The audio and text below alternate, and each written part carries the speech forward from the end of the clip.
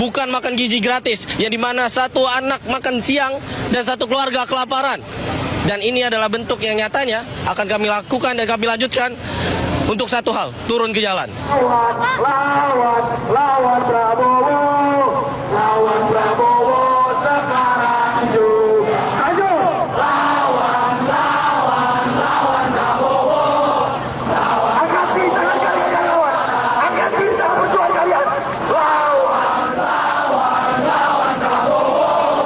Lawan Prabowo. Bukan makan siang, bukan makan gratis, tapi pendidikan gratis. Satu anak makan gratis, satu keluarga nggak makan. Itu narasinya dari mana? Jangan mengatasnamakan rakyat ya anak-anak. Belajar yang benar. Selama alma mater masih di pundak kalian itu tanggung jawab kalian terhadap keluarga, terhadap orang tua yang udah nyekolahin, nguliahin kalian di kampus-kampus ternama. Kampus-kampus ternama itu kan kampus-kampus yang diperhatikan sama pemerintah, ya kan? Jadi sudah berpikir logis, belajar yang benar, ibadah yang benar, ya. Pemerintah baru 100 hari. Indonesia gelap, Indonesia gelap. Otak kamu orang yang gelap, ya. Matanya dibuka, anak-anak. Jangan kelakuan tingkahnya kayak anak PAUD. Demo. Mau demo itu udah sholat belum? Ibadah yang benar. Mau demo itu ya berangkat, izin sama orang tua, cium tangan, ya kan? Sebelumnya ibadah dulu, minta sama yang di atas. Jangan nuntut. Kamu orang sebagai mahasiswa, apa yang sudah kamu orang berikan sama negeri ini?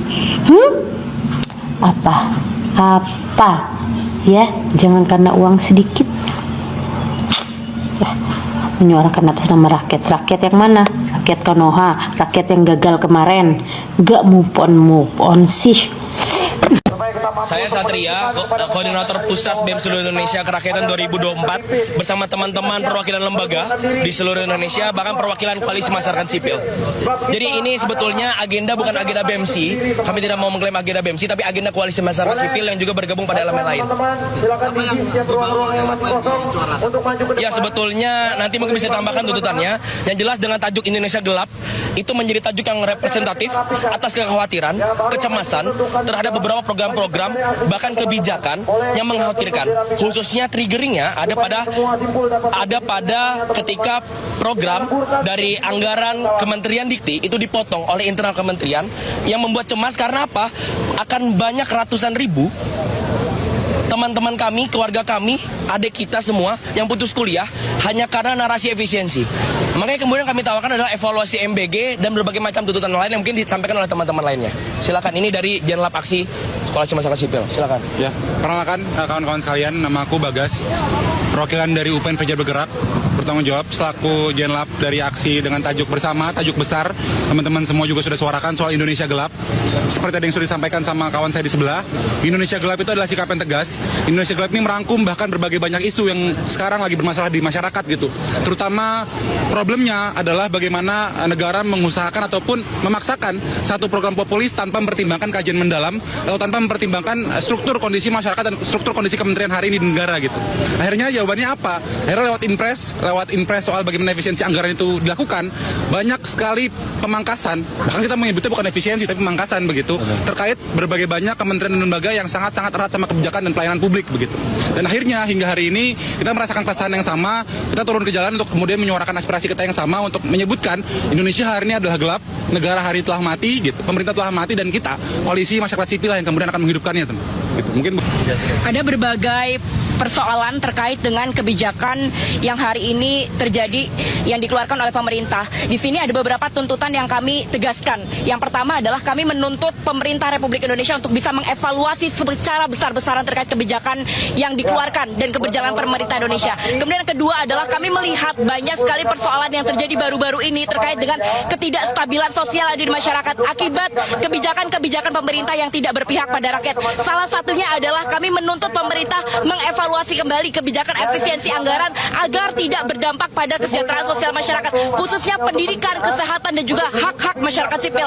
Kami juga menuntut pemerintah untuk mengevaluasi kembali kebijakan konsesi tambang perguruan tinggi. Jadi lebih dari sekedar bicara mengenai efisiensi anggaran, kami juga berbicara mengenai kebijakan pemerintah yang tergesa-gesa terkait dengan konsesi tambang perguruan tinggi, yang ini bisa membungkam kampus untuk menyampaikan nalar kritisnya terhadap kebijakan-kebijakan pemerintah. Dan yang ketiga, kami menuntut pemerintah juga untuk mengevaluasi dan juga menyelesaikan segala persoalan yang kaitannya dengan sengketa lahan yang ada di Indonesia saat ini. Udah ada impact-nya belum ke kampus sejauh ini? Yang kalian rasakan? Ada intervensi dari UI.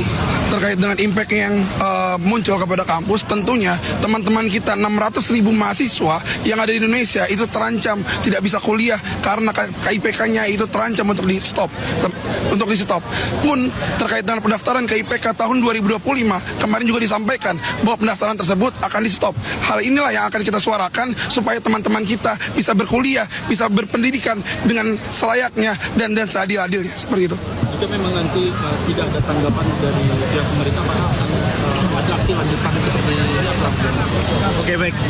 Sebetulnya untuk aksi selanjutan kami di hari Kamis nanti, 1 minggu ini adalah momentum yang memang akan terlaksana lebih jauh. Selesaikan dualisme yang terjadi di struktural negara.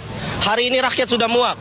Pertanian hari ini menjadi anak tiri. Semua sektoral yang terjadi itu adalah bentuk yang memang kurang diefisiensikan. Efisiensi itu adalah bentuk yang menjadi arah gerak kami hari ini. Tidak ada elemen-elemen yang sekat yang memang bentuk nyata dari kami. Pertanian harus menjadi bentuk prioritas. Pendidikan adalah prioritas. Kesehatan adalah prioritas. Bukan makan gizi gratis yang dimana satu anak makan siang dan satu keluarga kelaparan. Dan ini adalah bentuk yang nyatanya akan kami lakukan dan kami lanjutkan untuk satu hal, turun ke jalan. Kami bertujuan untuk yang pertama mengevaluasi dan menolak efisiensi daripada efisiensi anggaran Kementerian Kesehatan dan Pendidikan, karena itu adalah bentuk daripada investasi bangsa menuju Indonesia Emas, memberikan hak-hak. Kami bertujuan untuk di seluruh Indonesia. Berani nggak kalian demo ke gedung DPR untuk memperjuangkan undang-undang perampasan aset koruptor? Karena masyarakat sudah geram dengan yang namanya koruptor. Apalagi mereka merugikan negara hingga ratusan triliun. Ini murni mewakili masyarakat.